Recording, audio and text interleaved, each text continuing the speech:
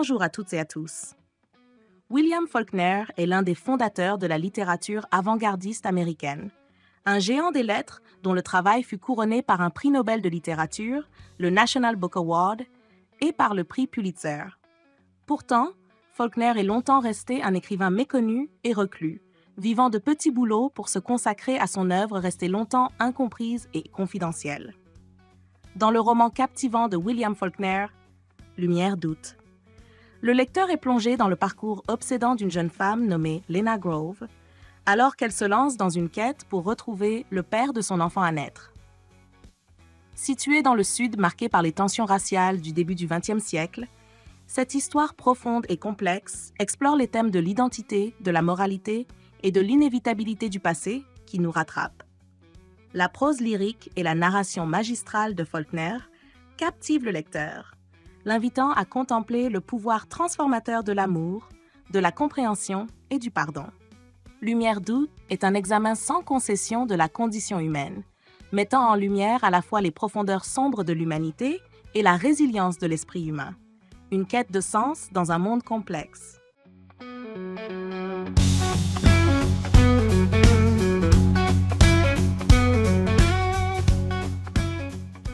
Une jeune femme enceinte, jusqu'aux yeux, traverse le pays pour retrouver l'homme qui l'a engrossé.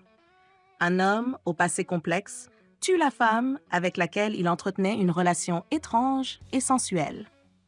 Une époustouflante galerie de personnages accompagne ces deux héros, entre autres, un pasteur sans église ni fidèle, un amoureux transi, un père adoptif autoritaire et bigot, des parents traumatisés par la mort de leur fille. Le livre baigne dans l'ambiance déliquescente d'un Sud post-ségrégationniste à l'époque de la Prohibition. Les hommes y sont mutiques, fiers et durs. Tout est violence rentrée, non-dit, déni. Une chape de plomb aussi étouffante que le soleil d'août plane au-dessus des têtes. Faulkner remonte le fil du temps pour chacun des personnages de son récit et nous fait comprendre son drame intime, sa blessure ou sa damnation. Les âmes pourtant ne sont pas faibles ou sans humanité, bien au contraire. Les humains souffrent comme dans les meilleures tragédies grecques, mais ils acceptent leur sort en le regardant en face et sans se plaindre. Il y a une grandeur d'âme évidente chez ces personnages pris dans les affres de destinée inéluctables. Et puis, il y a la langue pour compter cela.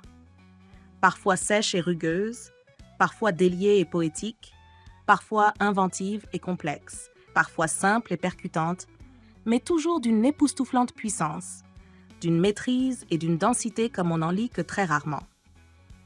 L'ambition lyrique de la plume ne fait décupler la violence du récit et donne corps à un monde terrible et beau à la fois.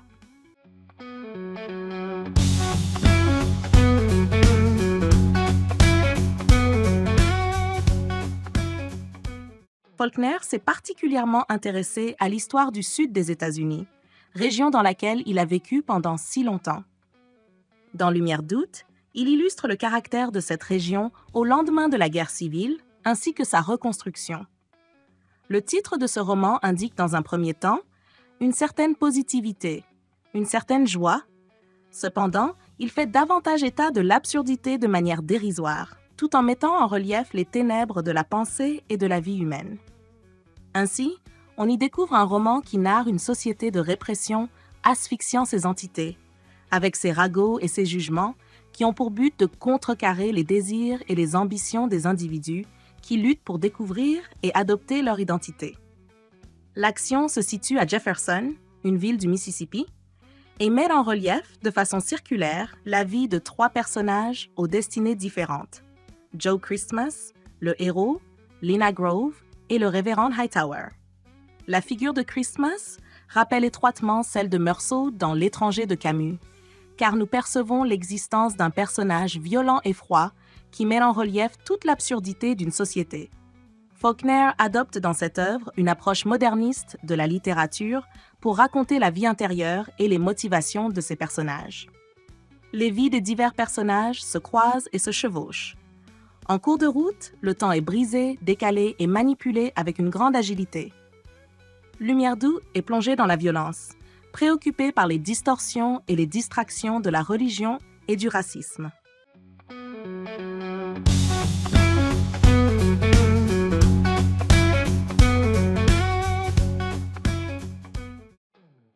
Avec Faulkner, on ne sait jamais trop à quoi s'attendre. Une écriture complexe, riche, directe. Oui, elle se retrouve certainement dans chaque roman, chaque récit coulé de sa plume.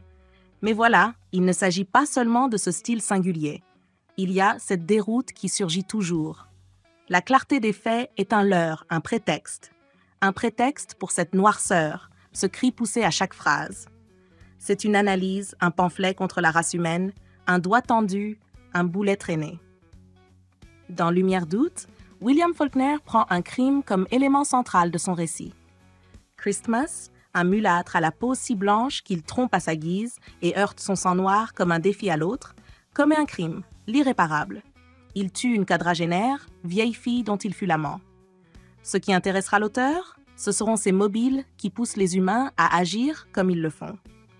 Genèse d'un meurtre, ici, à travers cet enfant mal aimé, Man Make a Fu Christmas.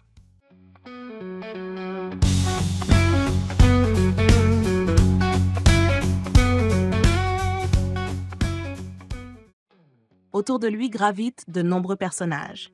Lena Grove, cette jeune femme qui quitte sa ville natale à pied, enceinte jusqu'au cou, afin de retrouver le responsable de son état qui lui a promis de venir la chercher et n'est jamais revenu. Lucas Birch, le vaurien en question, réfugié à Jefferson, ville où se déroulent les événements, sous le nom de Joe Brown, où il rencontre Christmas et partage son logis, ainsi que son trafic d'alcool. Byron Bunch, le Samaritain, qui recueille Lena à son arrivée à Jefferson. Hightower, le pasteur renié et en quelque sorte excommunié, confident de Byron. Mackie Shern, le père adoptif de Christmas, puritain violent, et son épouse, femme passive et détestée. Miss Burden, l'amante assassinée, solitaire et nymphomane, et bien d'autres encore. Tous ces personnages sont là, messagers de Faulkner, de son puritanisme sauvage, de sa misogynie. C'est l'analyse de chacun à travers ses actes, ses pensées. C'est la dénonciation de la luxure, la phobie de l'acte sexuel, la violence en réponse à toute obsession. Ces femmes abhorrées à l'instinct de la dissimulation, douées dans leur infaillibilité à concevoir le mal. Ces hommes faibles, manipulés par elles. Un roman sombre, oui, un parcours, une longue dispersion, des vies perdues, des vies trouvées. C'est la sauvagerie du Sud, son impulsivité, sa lourdeur. Une atmosphère suffocante parfois.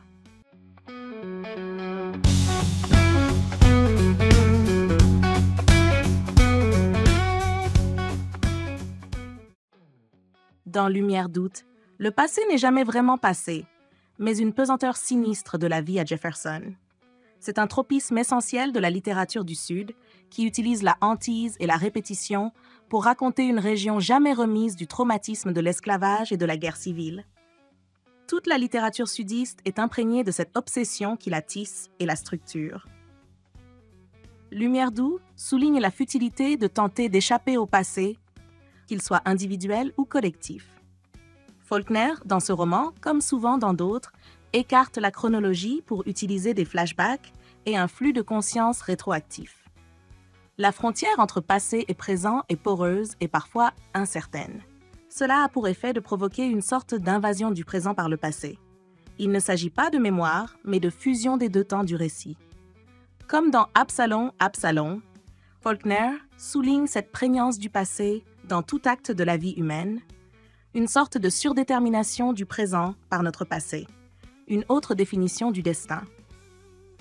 On voit par exemple l'impossibilité pour Christmas d'échapper à son enfance traumatique qui lui revient en boucle, de manière obsessionnelle. On le voit plus encore dans le cas de Joanna, dont il semble que les meurtres de son père et de son grand-père ont en quelque sorte préfiguré le sien. Souvent, on retrouve chez Faulkner cette notion de destin à la façon de l'Antiquité grecque, un lien funeste et magique entre les événements de la vie d'un homme.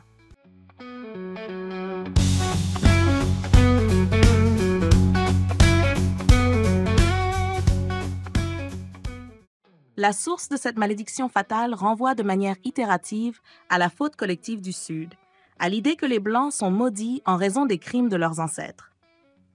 Une race condamnée et maudite à être pour toujours et à jamais une partie du destin et de la malédiction de la race blanche pour ses péchés. Souvenez-vous de cela.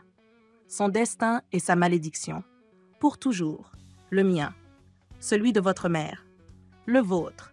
Même si vous êtes un enfant. la malédiction de chaque enfant blanc qui est né et qui naîtra toujours.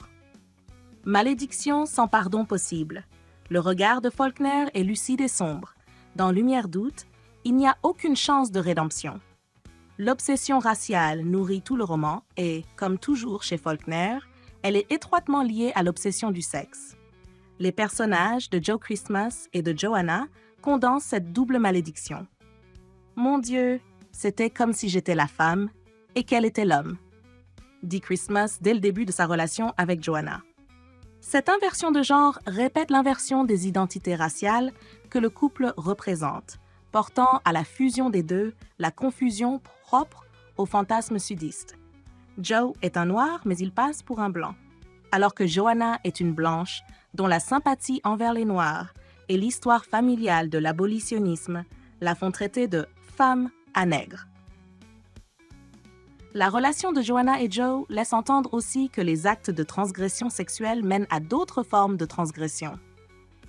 Non seulement le couple est engagé dans une relation racialement et sexuellement scandaleuse, mais Joe Christmas est également impliqué dans une opération de contrebande avec Joe Brown, tandis que les deux vivent à l'intérieur d'une cabane sur la propriété de Joanna. Chacun de ces actes viole les normes de la société dans laquelle ils vivent. Cette évasion hors de toute norme sociale mène, au bout du compte, à la tragédie la plus sombre.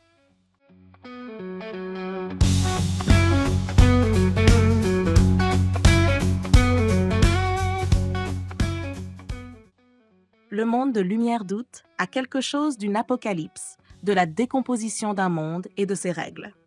Les frontières morales, les normes sociales du Sud semblent partir en fumée dans un dérèglement général, au cœur duquel la figure de Lena, la jeune femme engrossée qui ouvre le roman, fait figure à la fois de symbole et de victime. Une fille-mère est considérée comme fautive, même si, et c'est le cas, elle a été abandonnée par le père. Le Sud, suintant la haine et la violence, refuse la faute morale. C'est là un thème faulknérien récurrent. Et ce faisant, il provoque sa propre décomposition.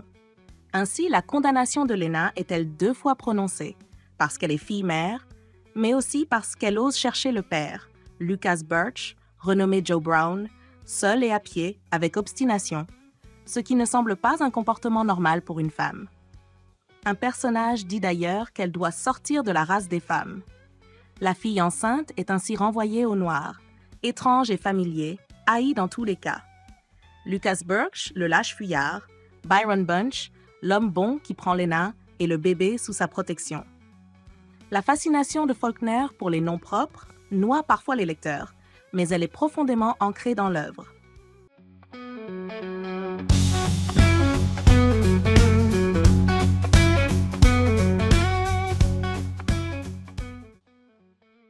Et pour la première fois, Byron comprend que le nom d'un homme, considéré en général comme simple interprétation sonore de qui il est, peut être, en quelque sorte, un présage de ce qu'il fera, si on peut en lire à temps la signification.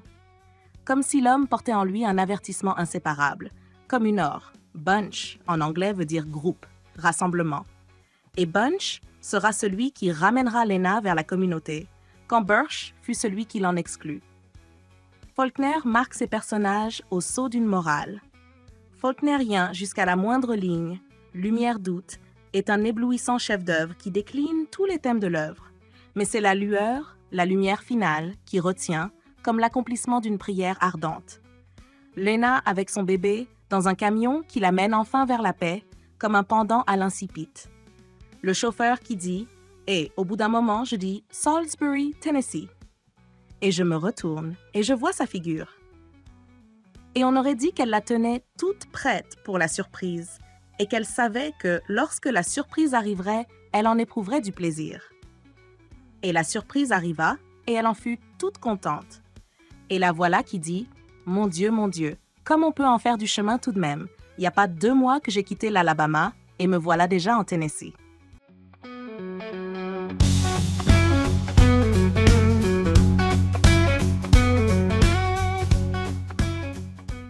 Je vous remercie d'avoir suivi cette vidéo. N'oubliez pas de la partager sur vos réseaux.